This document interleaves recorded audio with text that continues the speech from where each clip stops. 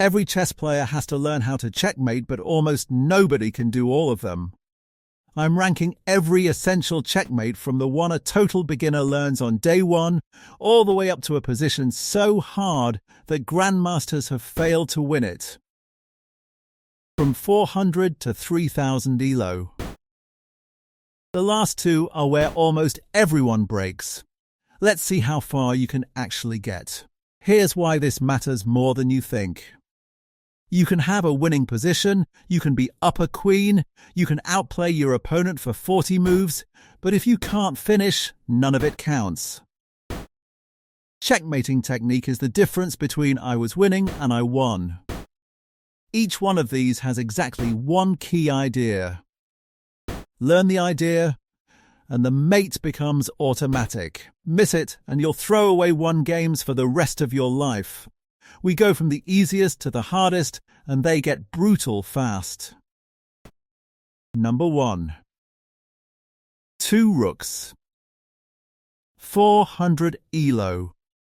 Everyone learns this one first. Two rooks take turns, cutting the king down the board rank by rank until it runs out of squares.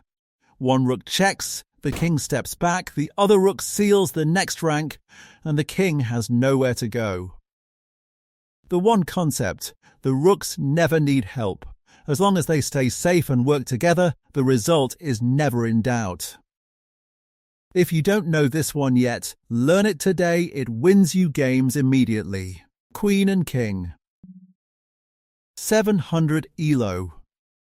A queen dominates the board, but she can't finish the job alone. The technique is to shadow the enemy king with your queen, cutting off squares and pushing it to the edge. Then your own king marches up to take away the last escape squares. The one concept and the trap that ruins thousands of games is stalemate. Get too aggressive, leave the enemy king with no legal move, and a completely won game is suddenly a draw. The rule: always leave the king one square until your king arrives to help deliver the blow. Rook and king. 1000 elo. Now it gets real. A single rook can't chase a king alone, it needs your king doing the heavy lifting. The one concept is opposition. Place your king directly facing the enemy king, one square between them, and force it to give ground. Every time the defending king tries to step forward, your king blocks the path and the rook sweeps in to take another rank. Without opposition, the king just shuffles forever. With it, the mate is clean and inevitable. Pawn and king. 1200 elo. A pawn and a king looks like an easy win. It is not, and it all comes down to opposition again. The instinct is to push the pawn and let the king follow. That's usually the mistake. The one concept: the king goes first. Advance your king, take opposition in front of the pawn, and shoulder the defending king out of the way before you promote. If the defender reaches the queening square first, it's a draw. The difference between winning and drawing can come down to a single move. This is the hard half. From here up, this is where players give up. Keep counting how many you'd actually convert. Two bishops. 1500 elo. Two bishops can force mate, and the technique is more manageable than what's coming. Together they cover every square on the board. One controls the light squares, the other the dark. The one concept: drive the king into a corner. Unlike what comes next, any corner will do. Shrink the box of squares with both bishops, push the king to the edge, then bring your king in for the final blow. It takes patience, but compared to number 6, it's almost relaxing. Knight and bishop. 1900 elo. Here is where most players give up, and for good reason. A knight and bishop can force mate in theory, but it is brutally difficult. So difficult that grandmasters have failed to convert it under time pressure. The one concept: only one corner works. The knight and bishop only control one colour of corner, so the enemy king must be driven to a very specific square. Send it to the wrong corner and you start over.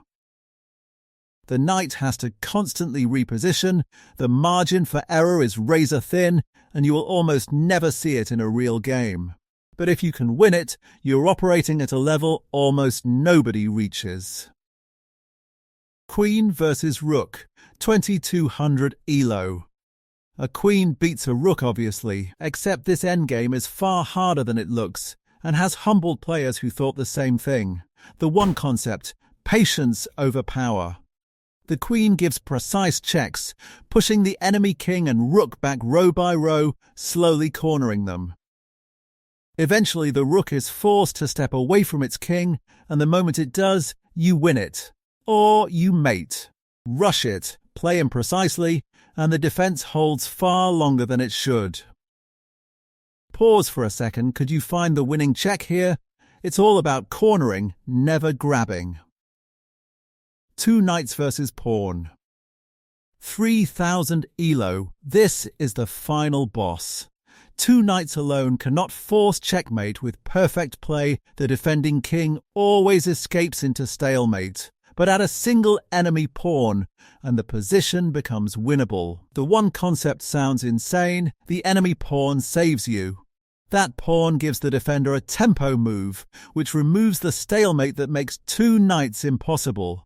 You blockade the pawn with one knight, build a mating net so tight there's no escape, then unblock the pawn, giving the defender that one forced move, and the second knight swings in to deliver mate before the pawn can promote.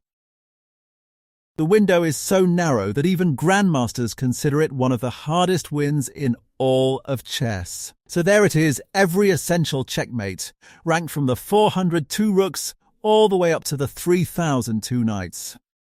The first few you can win in your sleep. The last two, almost nobody converts them cleanly. So be honest, how far did you actually get before you hit one you couldn't finish? Drop your number 1 through 8 in the comments. And if you want to be the player who never throws away a one game again, subscribe, the next ranking is already loading.